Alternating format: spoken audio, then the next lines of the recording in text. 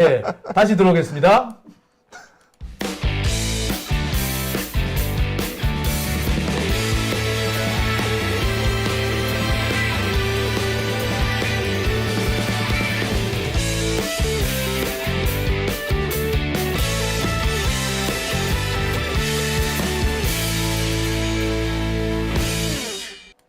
네, 오밤중의 뉴스 함께하고 계십니다. 세 번째 주제로 넘어가겠습니다. 세 번째 주제는요, 오늘 있었던 김용 부원장 재판 관련 소식입니다. 오늘 김용 부원장 항소심 마무리 재판이 있었습니다. 결심이라고 얘기하죠. 오늘 바로 결심이 열렸습니다. 김용 부원장 항소심 같은 경우에는 여러분들도 기억하시겠습니다만 이 구글 타임라인이 관건이었죠. 아마 앞으로 이 법원에서 어떤 결정을 내릴 것이냐, 최종 선고를 어떻게 할 것이냐, 그 역시도 결국에는 이 타임라인, 구글 타임라인이 결정짓지 않겠는가라는 생각이 드는데, 오늘 이 재판 법정 현장에 우리 강지호 기자가 다녀왔습니다. 안녕하십니까? 네, 안녕하세요. 네, 오늘 강지호 기자 아주 옷을 이렇게 예쁘게 입고 오셨는데 네, 무슨 일이 있습니까? 일요일날 친구 결혼식이라서 양복 한 벌 뽑았습니다. 오늘 결혼식이 있었던 게 아니고 예, 맞습니다. 일요일 날 있을 친구 결혼식을 위해서 양복을 뽑았다. 예. 아니 본인이 갈 것도 아닌데 친구가 가는데 왜 지호 씨가 양복을? 옷이 너무 막다한 게 없어가지고 이제 한 벌 샀는데 오늘 대학원에서 친구들이 오빠 선거 나가 이러더라고요. 오빠 선거 나가? 그러니까요. 국회의원 선거 나가네요. 근데 잘 어울리네요. 그래요? 예, 매번 보면 약간 좀 편한 옷을 입고 왔기 때문에 오늘 같이 이렇게 또 이렇게 차려입으니까 또 이것도 괜찮네요. 네, 약간 넉넉하게 사서 그런지 모르는데 이것도 되게 편한 것 같아요. 예. 예. 그러니까 정장도 자기 몸에 잘 맞는 거는 편해요. 요새 워낙에 정장들이 잘 나오기 때문에 좀 자기 몸에 안 맞는 경우에는 몰라도 뭐 크게 불편함은 없죠. 네. 근데 잘 어울리죠, 시민 여러분. 이렇게 좀 입고 다니래요. 이것도 괜찮을 것 같아. 자, 이거 라이브입니다, 여러분. 이거 라이브예요. 계속 뭐 이렇게 라이브냐, 뭐 녹방이냐 이런데 이게 라이브예요.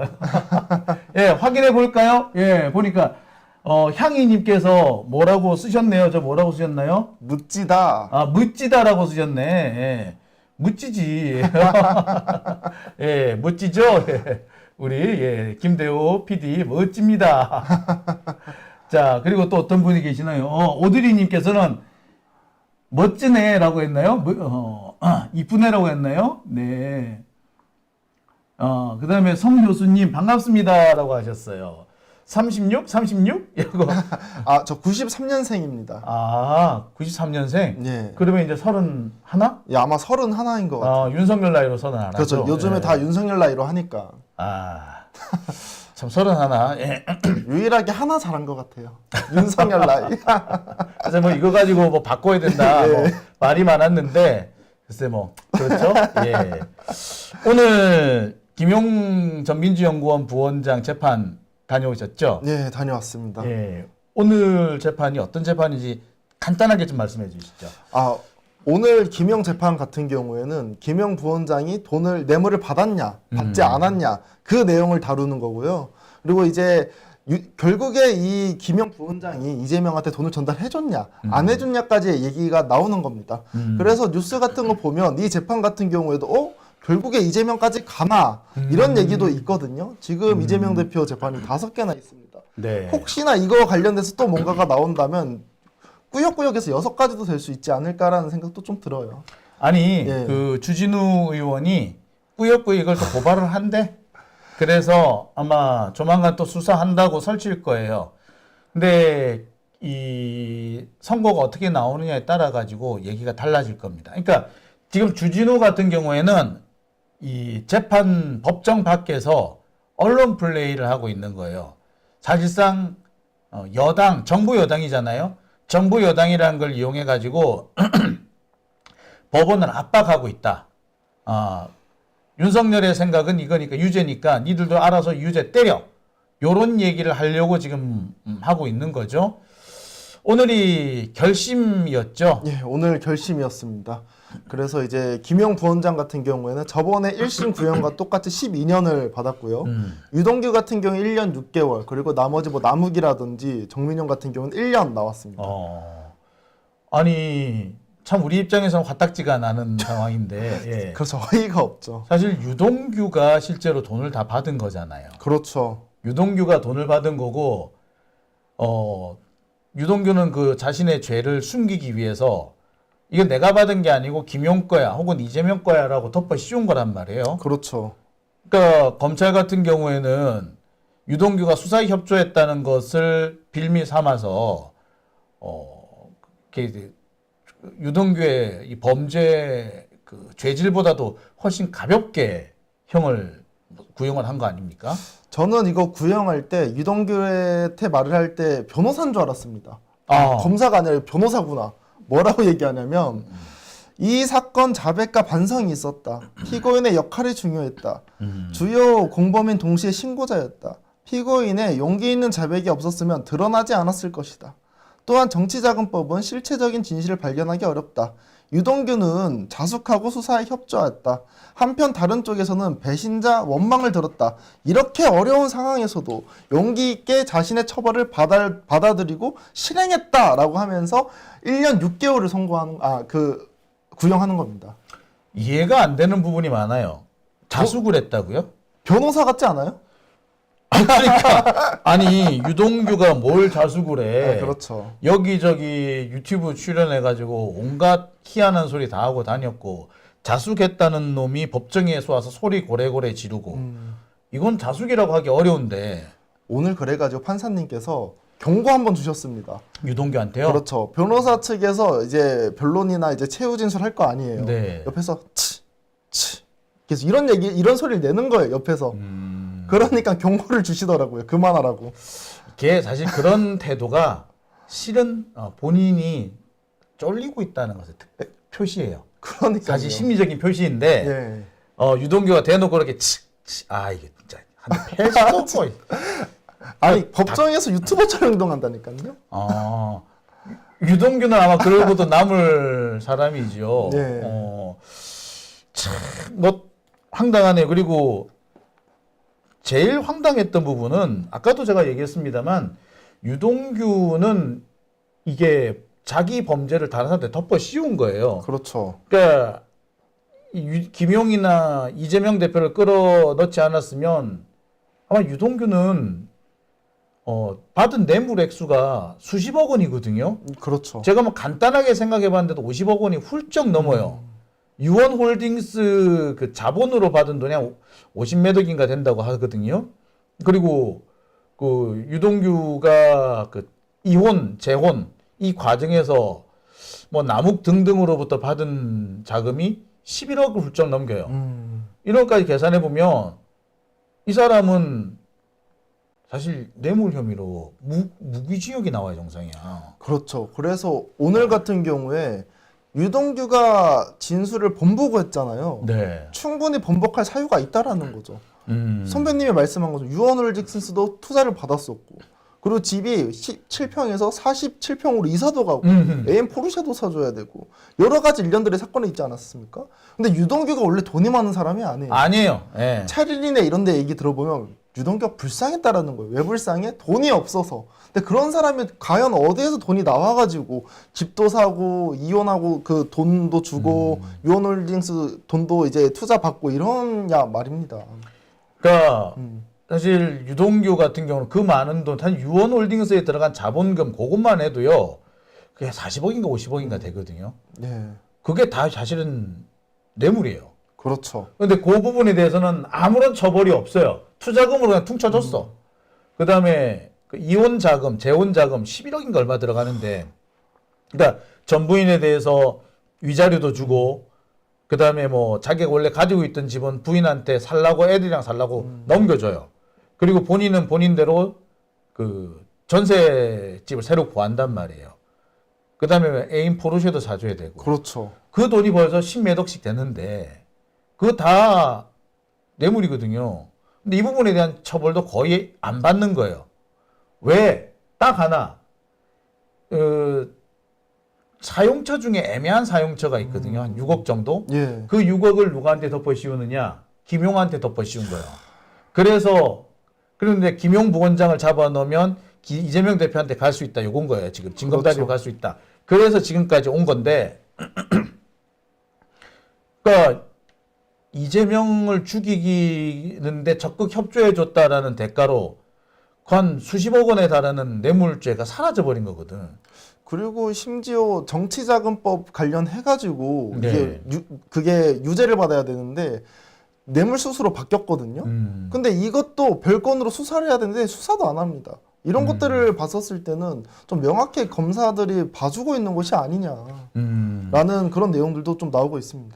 자, 오늘 검사들이 뭐 김용 부원장과 관련해 가지고 뭐 이런저런 얘기했을 것 같은데 뭐라고 하던가요? 오늘 이제 검사 최후 진술을 먼저 시작을 했고요. 네. 전 재판에서 이제 가장 문제가 됐던 게 2천만 원 받은 거, 7천만 원 받은 거, 1억 받은 내용이 있는데 2천만 원 받은 내용은 아마 설 추석 무렵에 돈을 전달했다의 내용인 걸로 알고 있어요. 네. 이거 같은 경우에는 무죄가 2012년, 13년 뭐 이 무렵일 거예요. 그렇죠. 2013년, 14년 무렵에 돈을 받은 걸 얘기를 하는 겁니다. 여기서 2천만 원은 무죄가 나왔고요. 7천만 원에 관련해서는 뇌물 수수를 받았습니다. 그리고 1억에 대해서는 뇌물은 인정되지 않고 수수만 인정이 되었어요. 그러니까 전달자로만 된 거죠. 뇌물은 아니고. 네. 이게 왜 뇌물이 아니냐면 김원 부원장이 조만간 이 시의원을 내려놔야 될 상황이었어요. 왜냐하면 다시 선거를 해야 돼요. 선거가 이제 임기가 끝날 때가 임기가 됐군요. 거의 끝날 때가 됐습니다. 그래서 뇌물로 특정짓지 않았는데 요번에 검사가 이 원심이 이런 판단이 잘못됐다. 이게 왜 잘못됐냐면 동일한 당사자잖아. 그러니까 포괄 일제 관계다라고 말하는 거예요. 근데 원래 이게 그 1억 원 부분이 원래는 이게 정치 자금이었어요. 근데 정치 자금은 공소시효가 지났거든요. 그렇기 때문에 이게 처벌할 수 없는 그 문제를 삼을 수 없는 부분이었는데 검사가 억지로 그거를 뇌물죄라고 끼워 넣었던 겁니다. 근데 1심에서 그걸 안 받아주니까 요거를 다시 뇌물이 맞다라고 억지를 좀 써보고 싶은 것 같으네요. 그렇죠. 네, 7천만 원 같은 경우 7천만 원과 1억이 같은 거라고 이제 주장을 하더라고요. 근데 포괄일죄라는 게 이게 쉽게 인정되는 게 아니라 이게 연속성이 있어야 돼요. 예. 다 동일한 그 행위자뿐만 아니라 연속성 그리고 동일한 뭐 어떤 관련성 이런 것들이 있어야 되는데 글쎄 행위자는 동일한지 몰라도 연속성이 있다라고 보기는 어렵단 말이에요. 예. 그렇기 때문에 이거를 포괄일죄 주장을 하는 건 상당히 어거지 같은데 검사가 그걸 끝까지 주장을 하는 모양이군요. 예, 이제 포괄일죄를 주장했고 그리고 이제 김영 같은 경우에는 유동규를 도와줄 수 있는 인물이다라는 거예요. 예를 들면 뭐 장래에 다시 시의원이 된다라고 하면 직무에 관련성이 있는 거고 그리고 묵시적으로 청탁을 할 수 있고 그리고 포괄적으로 영향을 줄 수 있는 사람이기 때문에 이 김영 이게 뇌물죄가 성립된다라는 겁니다. 이해가 안 가네. 일단 그 돈이 실제로 김용 부원장한테 갔는지도 사실은 애매해요. 예. 확인이 안 되는 부분인데 설령 갔다고 해도 이것이 뇌물이 안 된다라는 게 1심 판단이었거든요. 예.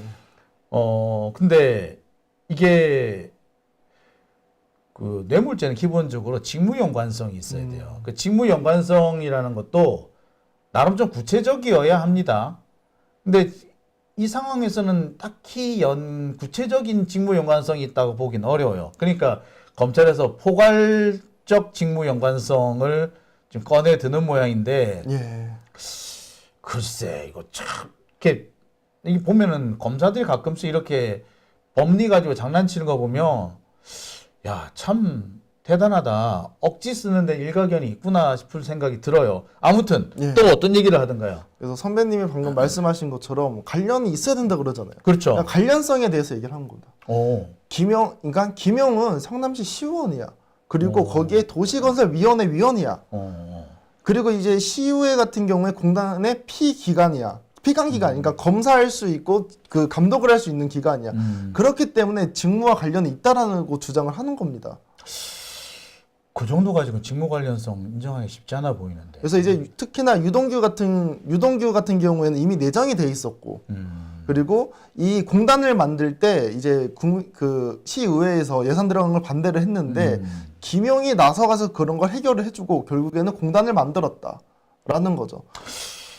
그 참 이해가 안 가는 게 그래서 이러한 과정 속에서 이제 유동규는 도움을 받았으니까 돈을 줬다. 아니 까지 이어지는 겁니다. 되게 당황스러운 게 여기서 검찰의 논리가 앞뒤가 안 맞다는 거예요. 네. 자, 그 검찰은 그거 아닙니까? 그 유동규가 받은 돈을 김용한테 줬고 그렇죠. 상납을 했고 김용은 그 돈 받아서 이재명한테 줬다는 거 아니에요. 그러면서 유동규, 김용, 이재명이 한 묶음이다라는 거 아니에요. 그죠? 그렇죠. 기본적으로. 그러면 이 사람들 사이에서는 상납 관계는 있을지언정 뇌물수수 관계가 존재하면 안 돼요. 그러네요. 그렇죠. 예. 근데 상납이라고 하면은 모르겠는데 뇌물수수 유동규가 준 돈을 김용이 받아서 그냥 상납으로 해버린 그만이야. 근데 뇌물수수라고 하면 이거 되게 애매해져요. 사실 검찰 얘기가 사실 앞뒤가 안 맞는 거예요. 차라리 맨 처음에 돈을 준 그 남욱이나 정영학이나 이 사람이 김용 부원장한테 돈 줬는데 유동규가 단지 그 건네줬을 뿐이다. 상납을 했을 뿐이다. 이렇게 해야지 논리 구성을 해야 맞는데 그렇게 하기는 그건 안 되거든. 그게 안 되니까 지금 유동규가 김용한테 상납한 뇌물을 준 거다라고 한 거예요. 근데 아까도 얘기했잖아. 검찰의 기본 논리가 이 셋은 한 묶음이다라고 하는데 한 묶음 사이에서 어떻게 뇌물이 왔다 갔다 해. 그렇죠. 상납이 있을지언정 앞뒤가 안 맞는데 이걸 어거지 진짜 이런 어거지를 쓸 수 있는 이유는요. 사실 솔직히 말씀드리면 판사가 이걸 구분 안 하기 때문이에요. 판사가 내가 판사면은 야이 인간들아 얘들 한 묶음이라며 유동규, 김용, 이재명이 한 묶음이라며 그럼 이 셋 사이에 어떻게 뇌물이 왔다 갔다 하니 상납이 있으면 있었지. 그러려면은 이게 뇌물이 되려면 정영학이나 그 남욱이나 김만배가 줄 때부터 이게 뇌물 형태로 가야지 이 말이 되느냐라고 찝어줬어야 돼. 그렇죠. 근데 그 얘기를 안 하고 멍하니 무슨 동태 눈가리처럼 뜨고 있으니까 이런 검사들이 이렇게 황당한 소리를 하는 거예요. 어쨌거나 이미 검찰 말 안에서 앞뒤가 안 맞네요. 그렇죠. 그리고 이제 마지막으로 또 이런 얘기를 해요. 시의회에서 위례개발을 반대했고 당시에 이재명이 시의회를 존중하겠다면서 위례개발 없앴다. 없었죠. 그런데 공단에서 유동규를 중심으로 공모 지침서나 이런 것들을 만들었다. 그러니까 시의원들이 화가 나잖아요. 팽신당했다고. 그래가지고 이제 사장도 팽하고 유동규도 이제 팽하려고 했는데, 그러니까 파면 같은 걸 하려고 했었는데 김용이 그 당시에 아무 말도 안 했다라는 거예요. 아무 말도 안 했다. 아무 말도 하지 않았다. 이거는 김용도 이미 진술을 했다라고 말하거든요.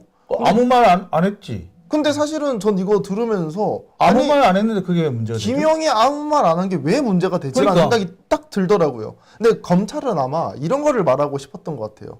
유동규가 위기에 빠졌잖아요. 그러니까 김용 같은 경우에 건설위원이고 하니까 그쪽에 치고 나가서 뭐라고 했었어야 되는데 가만히 있었다. 유동규를 도와줬다. 좀 이런 얘기를 하고 싶어서 한 게 아닌가라는 생각이 들어요. 아니 그럼 적극적으로 유동규를 구제해줘야지. 예, 왜 가만히 있는데? 그잖아요. 예. 근데 되게 검사가 되게 이건 완전 어거진 게 부작위잖아요. 자기 아무것도 안 했다고. 야, 아무것도 안 했다. 가만히 있었다. 부작위가 처벌받는 거는 극히 예외적인 상황이에요. 그거는 의무가 있는데 의무를 하지 않아서 문제가 발생한 경우. 예. 이런 경우에 부작위죄로 처벌합니다. 예를 들어서 그 우리 지호 씨가 소방관이야. 소방관이면은 그 시민 위기에 처한 시민을 구조해야 될 의무가 있죠. 그렇죠. 근데 안 구했어. 그러면 부작위죄가 성립될 수가 있어요. 그런데 김용 같은 경우에 유동규를 두들겨 패야 하는 의무가 있어야 되는데 그거는 정치적 의무이지 네. 법적 의무는 아니거든요. 아무것도 안 했는데 그게 왜 이건 그걸 왜 범죄라고 하죠? 되게 황당하네. 그러니까요. 나 머리털 나고 그런 논리 피는 검사는 처음 봤어요. 근데 이제 제가 오늘 와가지고 선배님이랑 얘기를 할 때 처음부터 말 계속 안 한다고 하셨잖아요. 말이 안 되는 얘기예요, 이거는. 네. 아무리 생각해도 이해가 안 가는 것이 아니 아무것도 안 했는데 왜 그게 죄가 돼? 아무것도 안 했다가 죄가 되는 경우는요. 세월호 선장이 자 여러분 하선하세요, 퇴선하세요라고 안 하고 지 먼저 도망간 거 이게 부작위로 살인죄를 인정받은 경우에 이쯤은 돼야 돼요. 그 아무것도 안 했지만 무언가 가해 행위를 한 것과 동일한 정도의 가치성, 동가치성이 인정돼야 되거든. 근데 그 정도가 아니잖아. 그렇죠. 그냥 말을 안 한 거죠. 아니 근데 이렇게 그냥 말 안 하고 가만히 있었다고 해서 범죄가 되면요, 대한민국에 살아남을 사람 없어. 그 이거 뭐냐, 불고지죄 같은 거예요. 그래서 신고 안 했다고 신고 안 했다고 처벌하는 거야. 불났는데 신고 안 했어, 너 불고지죄 처벌. 이거예요. 사실 검사는 계속 이 관계를 설명하고 싶은 거예요. 그러니까 미친놈 아니야. 씨. 유동규가 김영한테 뇌물을 줬다라는 게 검찰차 입장에서 무조건 입증을 해야 되는 상황인 거잖아요. 그러다 보니까 김영 자체가 유동규를 도와줄 수 있는 그런 위치에 있는 사람이고, 그 유동규는 도움을 받아야 되기 때문에 김영한테 돈을 줘야 된다라는 게 성립이 돼야 되니까 약간 어거지로 끼워 맞추고 있는 게 아닌가라는 생각이 들어요. 변호사가 되게 열받았을 것 같은데요. 변호사님 뭐라 그러시던가요? 아, 뭐 변호사님 같은 경우에는 뭐 그런 얘기를 하는 거죠. 변호사님 같은 경우 최후 진술을 완전히 끝단에 오후에 하셨거든요. 사실 이러한 이 관계성 같은 것보다는 이제 유동규가 왜 피해 나가는지, 왜 거짓 진술을 하는 건지에 대해서 얘기를 했는데, 그러니까 유동규가 거짓말을 할 수 있다. 유동규가 지가 받은 돈이면도 김용이나 이재명한테 준 거라고 거짓말하는 이유가 있다. 그럴 만한 이유가 있다는 거 아니에요? 그렇죠. 거짓말할 만한 이유가 있는 것이다. 왜 그러냐면 오늘 이제 초반에 말했었던 이 범죄의 사실이 전부 다 드러나면 뭐 1, 2년 사는 게 아니라 무기징역 나온다고 법정에서도 나왔습니다. 네. 그래서 이제 무기징역에 나올 수 있는 그런 상황, 그리고 이 뇌물수수 같은 경우에는 별건으로 들어가서 유동규가 처벌을 받아야 되는데 처벌받지 않았다라는 거죠. 그러니까 별건으로 들어가지도 않았었다. 그리고 유동규의 진술이 바뀐 것들이 사실 유동규뿐만 아니라 여러 그 증인들이 대화가 바뀐 거는 사실 검찰의 조사를 받고 난 이후에 많이 바뀌었거든요. 그랬죠. 예. 근데 유동규 같은 인물 같은 경우는 사실 지금 이 재판 하나만 받는 게 아니에요. 여러 가지 재판을 받고 있는 겁니다. 그렇기 때문에 사실 충분히 플리바겐이나 이런 게 있지 않겠습니까? 뭐 실제로 벌어진 것 같아. 플리바겐이. 네, 그렇죠. 사실 지금 1년 6월이 어디야? 지금 수십억을 받았는데 뇌물로. 그리고 제가 맨 처음에 말했잖아요. 처음에 1년 6개월 때리면서 유동규에 대한 옹호를 들어보라고. 이게 어떻게 검사입니까? 변호사지. 그렇죠. 자, 하여튼 요새 보면은 검사가 검사 같지 않아서, 그러니까 이래서 검사들을 때려잡아야 된다는 거야. 자, 그런데 이 김용 부원장 재판에서 제일 핵심됐던 게 결국 최종적으로 특히 항소심에서 논란이 됐던 게 구글 타임라인이잖아요. 그렇죠. 이 구글 타임라인을 두고 결국에 공방이 벌어질 수밖에 없는데 이 부분에 대해서 검찰에서 뭐라고 하던가요, 오늘? 야, 너네 1심 확보됐는데 1심 때 이 구글 타임라인 확보됐는데 왜 2심 때 냈어? 이런 걸 물어보는 거죠. 왜? 아니, 확보 못했어요. 안 줬어. 그 뭐라고 얘기하냐면 그 변호사 측에서 그 정치자금법 얘기가 다 끝난 이후에 이 구글 타임즈가 나왔는데 이 당시에 갑자기 그 얘기를 하기가 좀 그랬었다. 그리고 우리는 이미 그 당시에 무죄를 생각하고 있었기 때문에 굳이 구글 타임라인까지 안 갔다라고 얘기를 하더라고요. 말씀을. 그리고 맨 처음에는 왜 바로 몰랐었냐면 이번에 좀 등치 좋으신 변호사 한 분 계시잖아요. 심 변호사님. 네. 그 변호사님이 젊습니다. 봤을 때 저랑 나이가 좀 엇비슷한 것 같아요. 근데 그분 때문에 구글 타임라인즈라는 걸 알았지. 그전에 우리 몰랐었다라고 말씀하시더라고요. 아. 김영도 그렇고.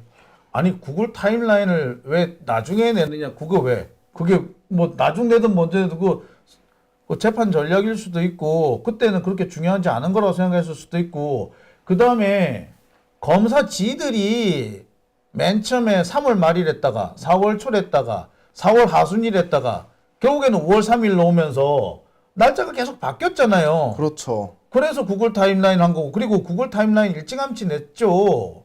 근데 검찰 지들이 그게 인정 안 된다고 우겼던 거 아니야? 근데 왜 헛소리예요? 하여튼 뭐 좋아. 뭐 하여튼 그러니까 뭐 검사 측 같은 경우 인식하고 있었는데 왜 안 냈냐? 정확하지 않다고 느끼니까 늦게 낸 거 아니냐? 뭐 이런 소리를 했었던 거고. 소리네. 아이씨. 말을 따질 가치도 없었네.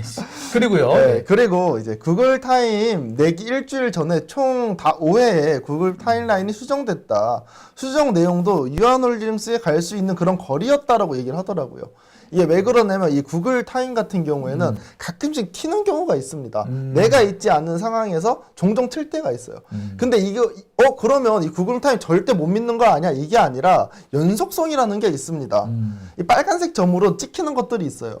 그러니까 그 일관성을 보는 거지 무조건 하나 튀었다고 해서 무조건 있어는 안 되는 건데 그렇죠. 그리고 또 이 수정이 됐다라고 하는 것들도 김용이 나서서 이거를 숨기려고 수정한 게 아니라 거기 보면 장소 특정 뭐 식당이나 이런 거 클릭하는 것들이 있대요. 잘 모르니까 이게 처음 발견한 거예요. 그래서 그게 클릭이 된 거지 일부러 숨기려고 수정한 건 아니다라고 얘기를 하더라고요. 아니 원시 데이터를 보면 될 거 아니에요. 결국에는 사실 원시 데이터를 보면 일관성과 원시 데이터를 보면 되는데 이제 검찰 측 같은 경우에는 이 구글 타임즈를 완전히 믿을 수도 없는 거고 혹시라도 믿는다라고 하면 뭐 카드 내역이라든지 이런 것들을 함께 봐야 된다 그런 얘기를 하는 거예요. 아 그럼 카드 내역을 같이 그럼 가지고 오든지. 그렇죠. 근데 가지고 지들이 안 갖다 놓고서는 무슨 아니 이게 검사 태도가 되게 웃기는 게 지들이 유죄 입증을 못했다가 중요한 거지 왜 피고인이 무죄 입증을 못하느냐고 그렇게 따지는 경우가 어디 있어? 이거 검사 맞아? 그래서 사실은 그 변호사 측에서 이런 얘기도 합니다. 항상 나오는 얘기인데 이게 민사 소송이 아니고 형사 소송이니까 입증 취지는 검사한테 있는 거예요. 그러니까 구체적인 증거나 이런 것을 검사 측에서 제시해야 되는 거지. 야, 너 무죄인 거 너가 밝혀내봐. 너 왜 무죄야? 이런 게 아니거든요. 그렇죠. 예, 그런 얘기도 사실 오갔었습니다. 아, 그 되게 상식적인 얘기를 해야 되는데 예. 검사가 되게 황당한 얘기를 하네요. 아니 이게 이상하다. 검사가 그런 얘기하면 안 돼. 이상합니다. 그래서 우리가 찾아봤더니 이랬습니다라고 해야지 검사지. 그렇죠. 이상한데요? 뭐야 깐족대는 거야? 아이 진짜 딱 어디서 한 덩어리 고기를 삶아 먹었나 이 진짜. 그래서 이제 구글 타임 같은 경우에는 믿을 수 없는데 결국에는 증거로 제출된 거잖아요. 이제 근데 검찰 측 입장에서는 어. 그러니까 구글 타임 증거는 없었지만 김용의 방어권 때문에 우리가 오케이 해준 거야. 헐. 근데 이거 같은 경우에 이제 정확성 같은 경우는 제가 이전에 말했었던 뭐 통화 내역이나 카드 결제 이런 거 다 같이 봐야 된다. 그리고 동일성이 부족하다. 왜? 김용희 휴대폰이 2개이기 때문에. 그러니까 이게 휴대폰이 한 개만 있으면 이게 김용이 어디 있는지 항상 들고 다닐 거 아니에요. 근데 휴대폰이 2개면 뭐 놓고 다닐 수도 있고 그렇다 보니까 동일성이 안 된다라고 하더라고요. 그럼 나머지 한 개 휴대폰 어디 있는데? 그거 확인해 봤대요? 근데 사실은 2개 다 들고 다녔다라고 하거든요. 아니 그러면 그러니까 검사가 그 얘기를 하려면 예. 2개가 있고 한 개는 딴 데 있었다. 라고 그러면서 그 위치 정보를 갖고 와서 들이대야지 말이 되지. 그럴 수도 있다 이런 에이씨, 그게 뭔 검사야. 아이, 진짜 그런 양아치도 아니고. 양아치 아니야 진짜. 그리고 이제 또 한 10년간 있는 구글 타임 중에서 21일 정도 뭐 다르게 못 찍힌 것들이 있다. 그리고 이제 5개 정도는 이제 변경됐다 이런 얘기가 있었잖아요. 수정되었다. 그것 때문에 이 증거 자체가 무결성이 없어. 증거 조작이야. 무결성이 없어. 이런 얘기를 주장하면서 이 구글 타임 증거를 탄핵하려고 지금 노력 중인 겁니다. 근데 검사가 무결성이란 말을 잘못 알고 있는 것 같아요. 아, 그래요? 예. 디지털 증거의 무결성이라 함은 최초 만들어졌을 때 저장되어 있는 그것이 저장되어 있는 것에서 손대지 않고 그대로 넘어오면 무결성이에요. 손 안 댔다는 거예요. 원시 데이터에서 손 안 댔으면 무결성이에요. 근데 원시 데이터에서 손을 안 댔으면 무결성인데 그 좀 튀는 그런 위치가 나왔다고 해서 무결성이 없다라고 말하면 곤란해요. 그렇죠. 근데 그러니까 이런 걸 보고 뭐라 그러냐면 검사들이 말장난한다는 거야. 그러니까 이게 무결성이란 말을 그런 데 쓰는 게 아니야. 어떻게 희한하네. 그러니까 못 모르는 사람은 할 것 같은데 엉뚱한 말을 쓰고 있는 거예요. 마치 엔진 오일이라고 얘기하는데 엔진 오일이 나빠서 뭐 문제가 있다라고 얘기해야 되는데 아니 기름을 잘못 주유해서 휘발유를 잘못 주유해가지고 차가 고장났다. 요렇게 말하는 것과 똑같은 거예요. 휘발유하고 엔진 오일을 헷갈리는 것과 똑같은 상황입니다. 여기서는 무결성을 이런데 들이대는 거 아니에요. 그리고 감정인에 대한 문제 제기도 해요. 감정인 신뢰할 수 없다. 이게 왜 그러냐면 이 이 전문가잖아요. 어. 왜냐하면 이 판사님이나 검사, 변호사 같은 경우에는 전문 지식은 없을 수 있단 말이에요. 이렇게 프로그램이나 이런 것들, 뭐 의학이나 이런 것들은. 그래서 이 전문가를 불러다 놓고 구글 타임라인에 대해 설명을 듣는 건데 사실 이 선정을 할 때 뭐 변호사 측이 혼자서 선정해서 가지고 데리고 왔겠습니까? 그렇지는 당연히 않았겠죠. 근데 원래 이제 재판부에서 10개 정도의 예시 자료 같은 걸 가지고 오라고 했는데 하나밖에 안 됐어요. 근데 이거 관련돼서도 이제 감정인이 이걸로도 충분하다고 얘기를 했었거든요. 근데 원래 기존에 재판부에서 10개 가지고 오라고 했는데 한 개밖에 안 갖고 왔기 때문에 이거에 대해서 신뢰할 수 없다. 그래서 감정인과 이 타임라인은 신뢰할 수 없다라고 얘기를 하더라고요. 신뢰가 떨어지기 때문에. 이해가 안 가네. 아니 그 박근혜 때 예. 국정농단 사건 때 그때는 검찰이 구글 타임라인을 증거로 제시했고요. 그때는 그 구글 타임라인이 유죄 인정이 됐어요. 그리고 숱하게 구글 타임라인 가지고 유죄 인정된 사례가 어마어마하게 많거든요. 근데 왜 이제 와가지고 왜 그런 소리를 하죠? 아니 나 같은 경우도 그래요. 저보고 구글 타임라인 가져오라 그런 적 있어요. 실제로 그 재판 검찰 수사 받으러 갔더니 구글 타임라인 있으실까요? 구글 타임라인 보여주면 제가 딱 알 것 같은데 이러더라고. 내가 구글 타임라인을 보여준 적이 있어요. 자 보이시죠? 라고 했었거든.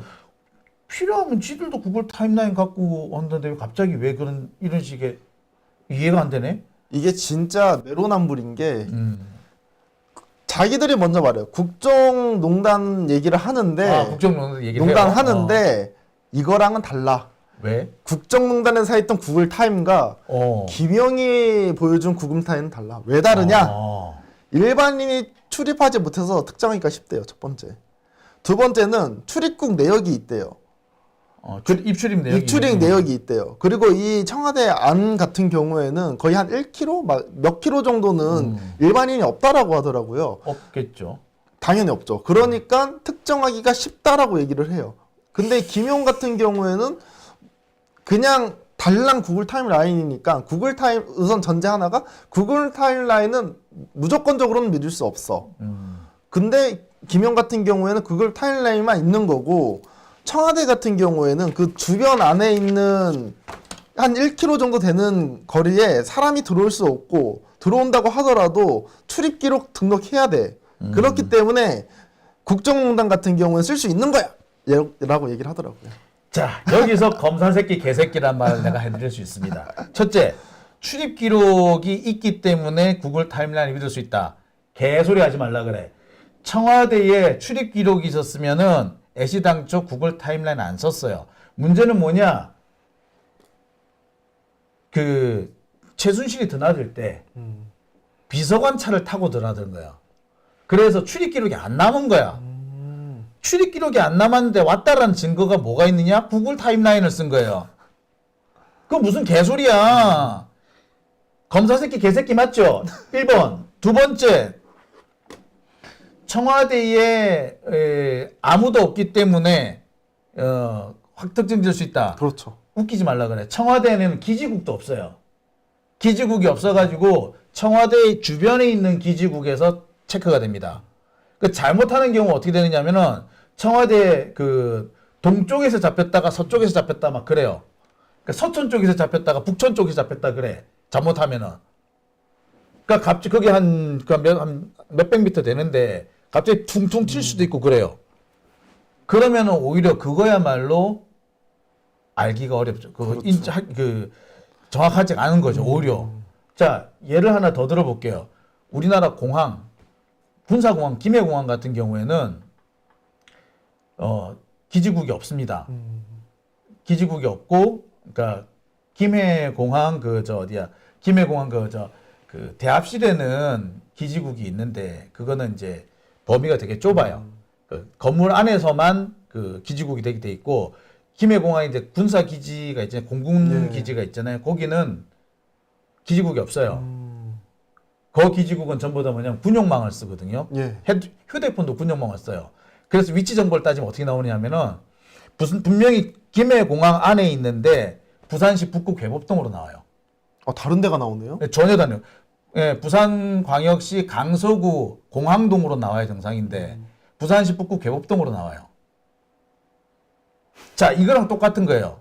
청와대 안에 있는데 서촌 어디로 나온단 말이에요. 이게 뭐다? 따라서 이게 오히려 청와대 안에는 구글 타임라인 인정하기 어려워요. 자, 그런데 검사는 청와대에는 아무도 없기 때문에 오히려 하기가 좋다라고 하는 말은 거짓말인 거야. 검사들은 몰랐다? 안다. 아니 모르고 했다면 개새끼지. 알고 했어도 개새끼, 모르고 아는 척 했으면 더 개새끼. 납장불입이네요. 예. 그래서 검사 새끼 개새끼. 자, 출입 기록이 있다? 아니 없는 경우가 있었기 때문에 타임라인까지 나온 거예요.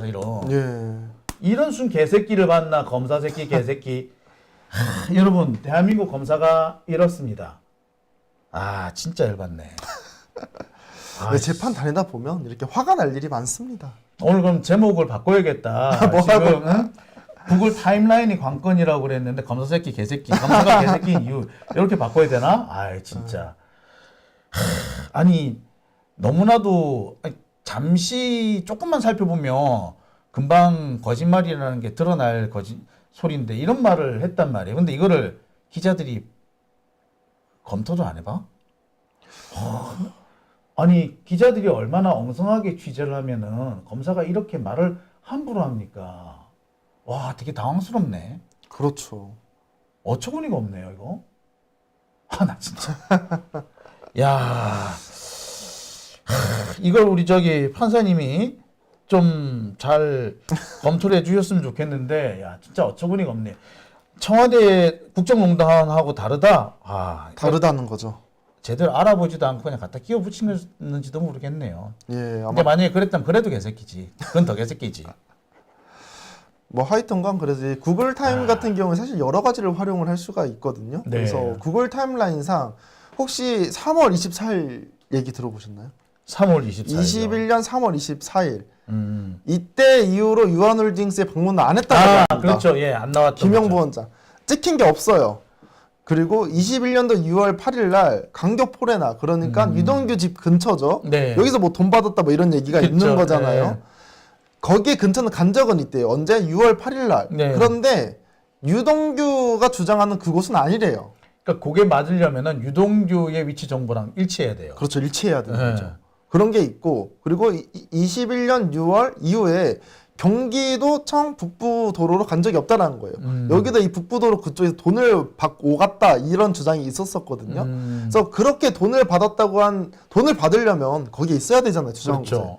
근데 구글 타임라인 보니까 그 이후에 간 적이 없다라는 거죠. 그러니까 구글 타임라인 같은 경우에 이게 되게 그 유죄의 증거를 많이 써요. 실제로 많이 써요. 근데 갑자기 검찰이 그 믿지 못하겠다고 한 거는 참 이런 걸 보고 뭐냐면 신의성실의 원칙 위반이라 그래요.